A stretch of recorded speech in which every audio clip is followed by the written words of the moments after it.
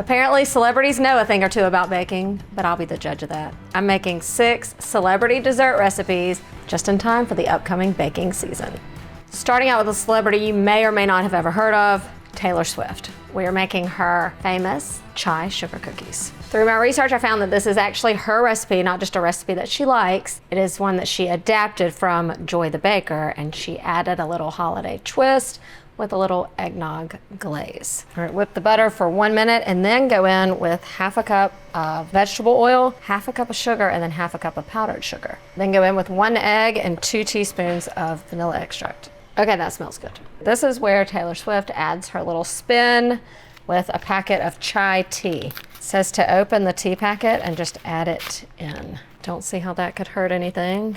Because what is in chai is tea, but also ginger, cinnamon, black pepper, cardamom, other spices. I'm gonna get that going, and then I'll add in 2 cups of flour and a little baking soda and salt. Give a little sample. Not that I'm trying to correct anyone's recipe. I want to succeed, and I feel like this is just a little bit of a wet dough. Refrigerate the dough for at least an hour or freeze for 15 minutes. You don't want to cook it from here or the cookies are just going to like completely spread out. You've got to like let them set up a little bit. Taylor's dough has chilled, and I'm going to use a cookie scoop. It just says dollop about tablespoon portions 2 inches apart on your parchment lined baking sheet. So it says to put the dough on there and then kind of press it out with your fingers. I'm more of like a chewy kind of cookie person, so I don't want them to be too thin. All right, so these go into the oven. They bake at 350 degrees for about 8 to 10 minutes. She makes her own eggnog icing, which is a cup of powdered sugar, a little cinnamon and nutmeg, just like about a 1/4 teaspoon of each. You can do freshly grated or pre-grated. A little bit of eggnog. Typically in a lot of, cookie icings, it's milk. But I think with the chai, it's got those spices, those warm spices in there. And I'm really kind of glad my girls did not really ever get into Taylor Swift because I couldn't afford those tickets. I'm glad we did not make them any thinner because then they would have just been little wafers. They spread quite a bit. They look delicious. It says to let them cool on the cookie sheet for about 10 minutes. While the cookies are warm, if you take a glass and just kind of roll it around the cookie right when it comes out of the oven, it'll make it more of a perfectly round shape, also known as a circle. They have cooled. The dough was very moist, so these cookies are very delicate. You're gonna have to be careful icing them, or you could probably just add more flour, but I do think they might melt in your mouth. I love all the little flecks in there. I feel like Travis would not really like these cookies. I feel like he's more of a meat and potatoes kind of guy, therefore just like a plain sugar cookie kind of guy. Let's try them out. Tender is an understatement. Ooh. It's a lot going on in a good way. You really get those like spices in there, and you can taste the hint of eggnog, but it's definitely buttery, and I mean literally just melts in your mouth. I feel like I would like a glass of hot tea with this, or coffee. I think you should go really thin on that glaze. Almost wouldn't mind like a pinch more of salt in there, just because the icing makes it like really sweet, and it almost overpowers some of that like warm spice from the chai. Not enough for me to not like this cookie though. It's really good. 8.8 out of 10. Next up, Reese Witherspoon's Derby Pie. Reese even has her own cookbook, so it's gotta mean something, right?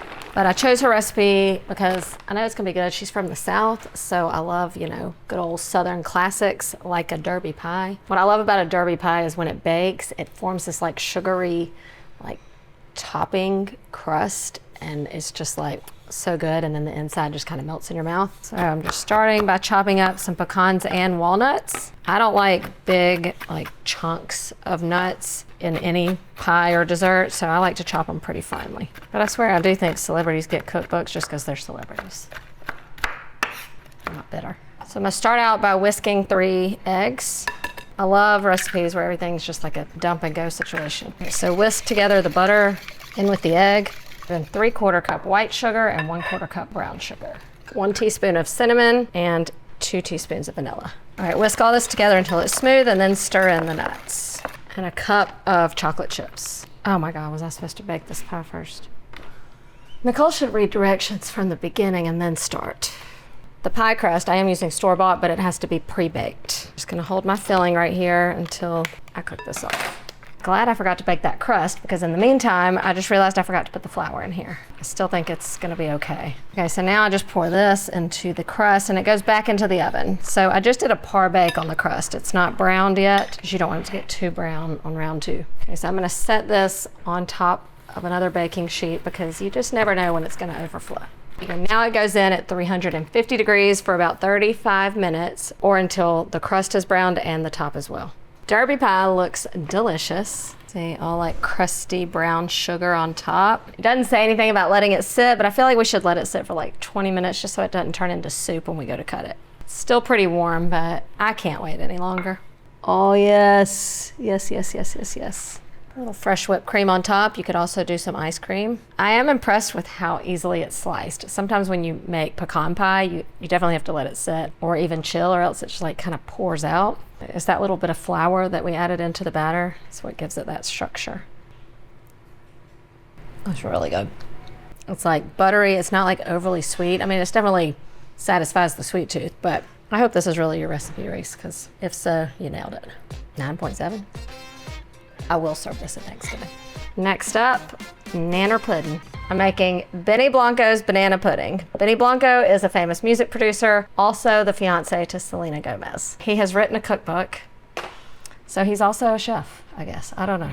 Okay, so he starts out with instant banana pudding mix. And to that, whisk in milk. This isn't just like a boring banana pudding. I mean, his ingredients are good and real.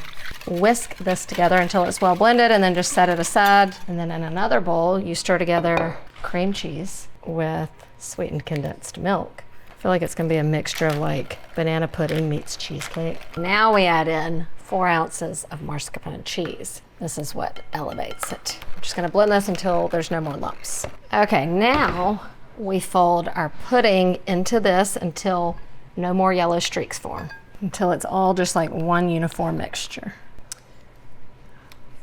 Quality control. All right, and now one more thing gets folded into there, whipped cream. He says you can use Cool Whip, but y'all, I'm not doing it.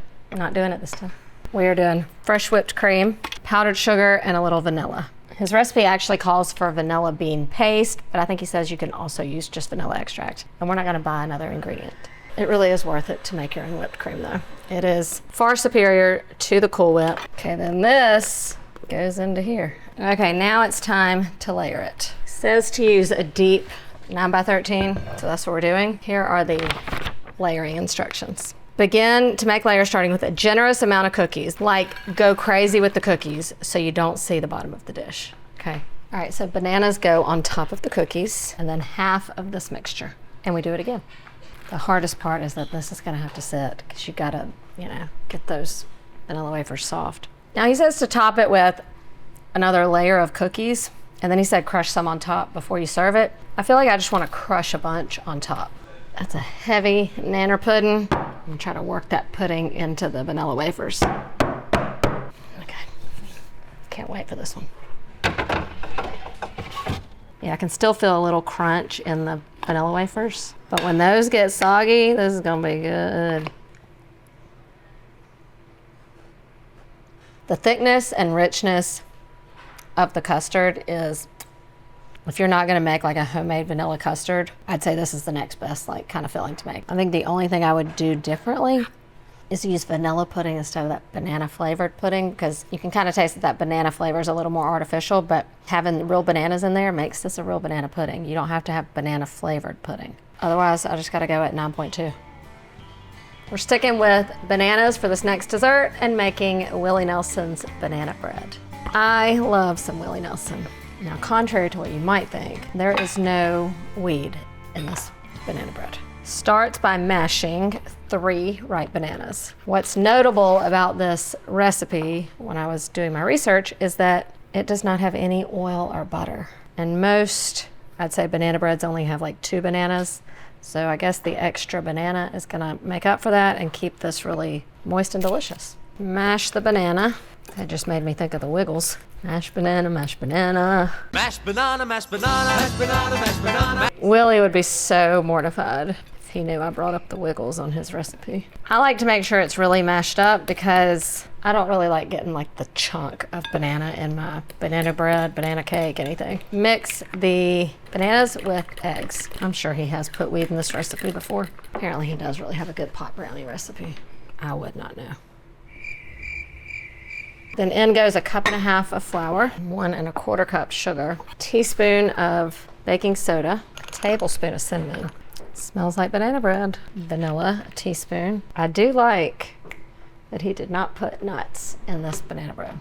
He does, however, put chocolate chips. Recipe says a cup. I'm gonna go a little less so it doesn't take over. All right, and then we gotta butter our pan. I'm doing an 8-inch. I think the banana pudding, banana bread, these are really year-round desserts. It says to go 375 for about 40 minutes. I forgot something. Willie, don't be mad. This was supposed to get topped with some cinnamon sugar. This is gonna give it a nice little crust. And I don't think it's too late. Whew, almost ruined that one. All right, Willie. Will we be on the roll again? Give it. Ooh, I like that crust. I kind of like this idea of making the bread in a square pan. It's my favorite part about banana bread or any kind of sweet bread is just that like top piece of crust, but there's not enough. This, you're gonna get like a lot more surface area ratio of crusty sugarness to cake or bread. Get us a little square of bread. It's another one where I need a cup of coffee. No oil, no butter, banana bread by Willie Nelson. I think Willie knows a thing or two. It's perfect. There's nothing wrong with this. It's tender, it's moist, tastes like banana. I do not miss the oil or butter. I mean, it's got plenty of sugar to make up for that, but I love the sugary crust on top. Also, it was easy, 1 bowl, no mixer, 8.5. We're on a roll again. Now, you know this guy from the news, but he has shared a lot of recipes and also has a cookbook, and I'm making Roker's Sweet Potato Poon. What is poon, you might ask? I don't really know. It is very similar to like a sweet potato casserole, but it has an additional like surprise ingredient. And the way he talks about it, he can use it as a side dish, but I think he serves it more as a dessert. So it's going in the dessert episode because I also think it's gonna be delicious for the holidays. If you don't wanna like just serve your normal sweet potato casserole, you gotta cook the sweet potatoes first. So I've just cubed them up. Then he says to just boil for about 12 minutes or until they're really tender. You're gonna mash them, so it doesn't really matter what the shape is now. Mine are cut pretty small so that they cook a little faster. Potatoes, hot. Then you go in with some butter, cut it up, and then add it in, and we'll mash it all together. The heat from the potatoes will melt the butter, and it's a whole stick, okay? It's a dessert, remember?